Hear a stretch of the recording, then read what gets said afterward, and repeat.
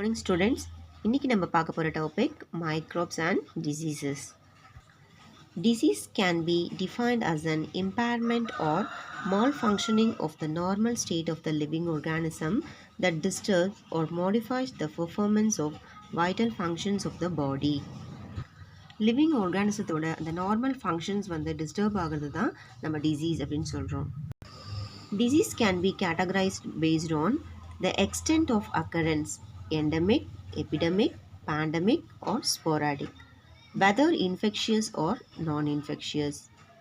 Types of pathogen, whether caused by bacterial, viral, fungal, or protozoan infections.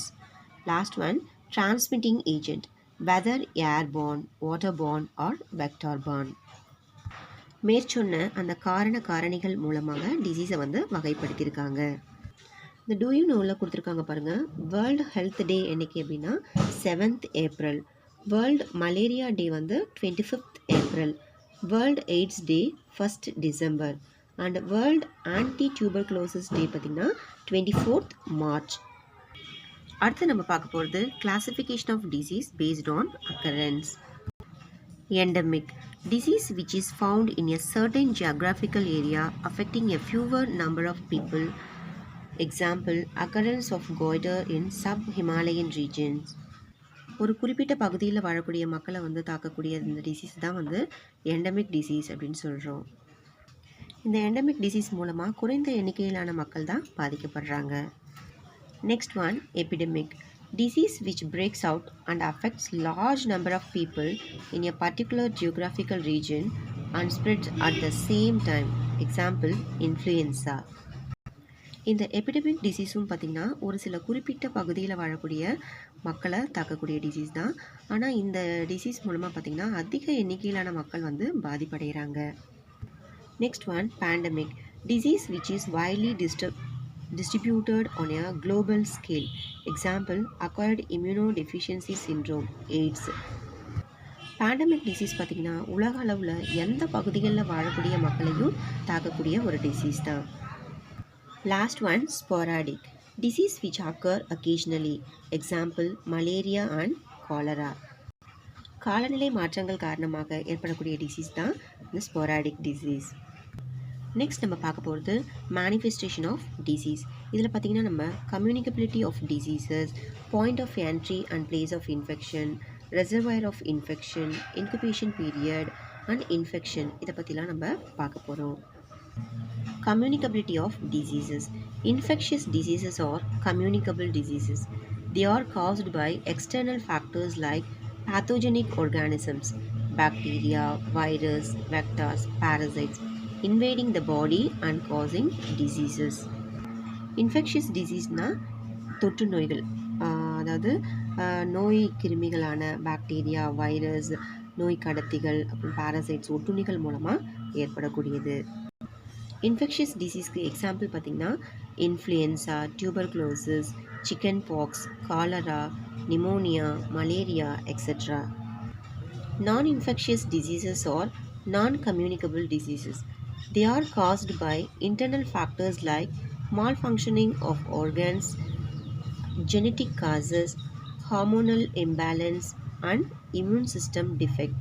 Example, diabetes, coronary heart diseases, obesity, cancer, goiter, etc. ஒருத்தவங்ககிட்டேருந்து மற்றவங்களுக்கு வந்து பரவாத இந்த நோய் தான் நம்ம வந்து நான் இன்ஃபெக்ஷியஸ் டிசீஸ் அப்படின்னு சொல்கிறோம். இந்த டிசீஸ் வந்து எந்த மாதிரியான காரணங்களாலாம் ஏற்படுது அப்படின்னு பார்த்திங்கன்னா, ஆர்கன்ஸ் வந்து அதனோட ஃபங்க்ஷனை வந்து ப்ராப்பராக செய்யாதது மூலமாகவும், வந்து ஹார்மோன்ஸ் வந்து சரியான அளவுக்கு செக்ரீட் ஆகாதது மூலமாகவும், அப்புறம் அவங்களுடைய இம்யூன் சிஸ்டம் வந்து ப்ராப்பராக அதனோட ஃபங்க்ஷனை வந்து செய்யாதது மூலமாகவும் ஏற்படுது. Point of entry and place of infection. The disease causing microbes enter the body through different means. நோய் உண்டாக்கக்கூடிய கிருமிகள் பார்த்திங்கன்னா பல வழிகளில் நம்ம உடம்புக்குள்ளே என்ட்ராகுது. An infection develops when these pathogens enter the human body through contaminated air, water, food, soil, physical contact, sexual contact, and through infected animals. They may be organ specific or tissue specific within our body where microbes reside. Reservoir of infection. Reservoir of infection refers to the specific environment in which the pathogens can thrive well and multiply without causing disease. Example, water, soil, and animal population. நோய் கிருமிகள் எங்கே நல்லா multiply ஆகுது, எங்கே நல்லா பல்கி பெருகுது அப்படின்னு பார்த்தீங்கன்னா வாட்டர், சாயில் அண்ட் அனிமல்ஸோட உடம்புலலாம் இது நிறைய காணப்படுது. Incubation period. The interval between infection and first appearance of the disease is called incubation period. It may be vary from few hours to several days. நோய் கிருமி நம்ம உடம்புக்குள்ளே என்ட்ராகி அந்த நோய் தொற்றுக்கான அந்த முதல் அறிகுறி தெரிவதற்கான அந்த இடைப்பட்ட அந்த கால இடைவெளி தான் நம்ம இன்குபேஷன் பீரியட் அப்படின்னு சொல்கிறோம். Infection. Infection is the entry, development or multiplication of an infectious agent in the human body or animals. Next நம்ம பார்க்க போகிற topic harmful effects of microbes. இதில் நம்ம tissue damage and toxin secretion பற்றி பார்க்க போகிறோம். Pathogens cause disease in two ways. They are tissue damage and toxin secretion. Tissue damage. Many pathogens destroy the tissues or organs of the body, causing morphological and functional damage. For example, bacterium of pulmonary tuberculosis damage the cells of lungs, and virus causing hepatitis destroy liver tissue. Pathogenic organisms நம்ம உடம்புக்குள்ளே என்ட்ராகி ஒரு குறிப்பிட்ட பகுதியில் இருக்கக்கூடிய டிஷ்யூஸை இல்லை ஆர்கன்ஸை வந்து affect பண்ணுறது தான் வந்து டிஷ்யூ டேமேஜ் அப்படின்னு சொல்கிறோம். பல்மோனரி டியூபர்குலோசிஸை ஏற்படுத்தக்கூடிய அந்த பேத்தோஜன் வந்து லங்ஸ் எல்லாம் வந்து டேமேஜ் பண்ணுது. அதே போல் ஹெப்பாட்டிட்டிஸ் ஏற்படுத்தக்கூடிய வைரஸ் பார்த்திங்கன்னா லிவர் டிஷ்யூவை வந்து டேமேஜ் பண்ணுது. Toxin secretion. Many pathogens secrete poisonous substances called toxins, which cause tissue damage leading to disease. ஒரு சில பேத்தோஜன்ஸ் பார்த்திங்கன்னா நம்ம உடம்புக்குள்ளே என்ட்ரானோடனே ஒரு பாய்சனஸ் சப்ஸ்டன்ஸை வந்து செக்ரேட் பண்ணுது. அதுக்கு பேர் தான் toxin.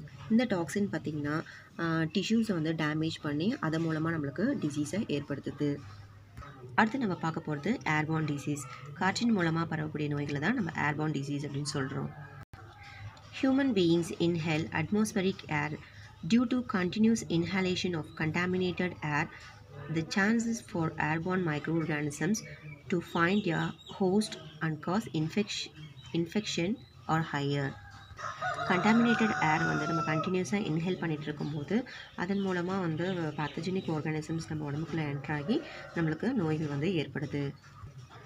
Most of the respiratory tract infection are acquired by inhaling air containing the pathogen that are transmitted through droplets caused by cough or sneeze, dust and spores. பெரும்பாலும் ரெஸ்பிரேட்டரி ட்ராக்ட் இன்ஃபெக்ஷன்ஸ்லாம் பார்த்திங்கன்னா cough, sneeze மூலமாக வெளிப்படக்கூடிய அந்த நீர் திவலைகள் வந்து காற்றில் பரவி இருக்கிறதாலும் dust, spores மூலமாகவும் தான் ஏற்படுது. Airborne diseases are caused by bacteria and virus. A few airborne diseases and their modes of transmission are given in the table below. இந்த டேப்லெட் காலத்தில் பார்த்திங்கன்னா வைரஸால் ஏற்படக்கூடிய ஒரு சில ஏர்பார்ன் டிசீஸ், அதனுடைய causative organism, mode of transmission, tissue ஒரு organ affected அப்புறம் சிம்டம்ஸ் பற்றி கொடுத்துருக்காங்க, பார்க்கலாம். காமன் கோல்டு பார்த்திங்கன்னா ரினோ வைரஸால் ஏற்படக்கூடியது. இதனோட மோட் ஆஃப் டிரான்ஸ்மிஷன் வந்து ட்ராப்லெட் இன்ஃபெக்ஷன். இது எந்த ஆர்கனை வந்து அஃபெக்ட் பண்ணுது அப்படின்னு பார்த்தீங்கன்னா அப்பர் ரெஸ்பிரேட்டரி ட்ராக்ட். இதோட சிம்டம்ஸ் அப்படின்னு பார்த்தீங்கன்னா fever, cough, running nose, sneezing and headache.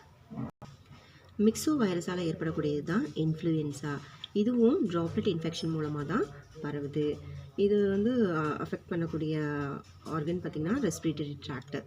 இதோட சிம்டம்ஸ் அப்படின்னு பார்த்தீங்கன்னா fever, body pain, cough, sore throat, nasal discharge, respiratory congestion. மீசல்ஸோட பாசிட்டிவ் ஆர்கானிசம் வந்து ருபெல்லா வைரஸ். இதோட மோட் ஆஃப் டிரான்ஸ்மிஷன் வந்து droplet infection, droplet nuclei and direct contact with infected person மூலமாக பரவுது. இது வந்து ரெஸ்பிரேட்டரி ட்ராக்டை வந்து அஃபெக்ட் பண்ணுது. இதோட சிம்டம்ஸ் வந்து eruption of small red spots or rashes in skin, cough, sneezing, redness of eye, pneumonia and bronchitis. மாம்ஸும் ஒரு ஏர்பார்ன் டிசீஸ் தான். இது வந்து மிக்ஸோ வைரஸ் பாராட்டிட்டிஸால் பரவுது.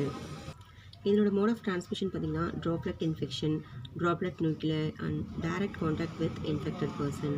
இது அஃபெக்ட் பண்ணக்கூடிய ஆர்கன் வந்து அப்பர் ரெஸ்பிரேட்டரி ட்ராக்ட். மம்ஸோட சிம்டம்ஸ் என்னென்னு பார்த்தீங்கன்னா, enlargement of parotid gland, movement of jaw becomes difficult. நம்ம வாய் பக்கத்தில் பார்த்தீங்கன்னா 3 pairs ஆஃப் சலைவரி கிளாண்ட்ஸ் இருக்கும். அதில் அந்த பரோட்டிட் கிளாண்டை வந்து இந்த மிக்சோ வைரஸ் பரோட்டிட்டிஸ் வந்து தாக்கி வந்து நம்மளுக்கு மம்சம் வந்து ஏற்படுத்துது. லாஸ்ட் நம்ம பார்க்க போகிற ஏர்பார்ன் டிசீஸ் சிக்கன் பாக்ஸ். இது வந்து வாரிசெல்லா ஜூஸ்டர் வைரஸால் பரவுது. மோட் ஆஃப் டிரான்ஸ்மிஷன் வந்து droplet infection, droplet nuclei and direct contact with infected person. இதுவும் ரெஸ்பிரேட்டரி ட்ராக்டை தான் அஃபெக்ட் பண்ணுது. இந்த சிக்கன் பாக்ஸோட சிம்டம்ஸ்னு பார்த்தீங்கன்னா, eruptions of the skin, fever and uneasiness. பாக்டீரியாவால் ஏற்படக்கூடிய ஏர்பார்ன் டிசீஸை பற்றி நம்ம நெக்ஸ்ட் கிளாஸில் பார்க்கலாம். தேங்க்யூ.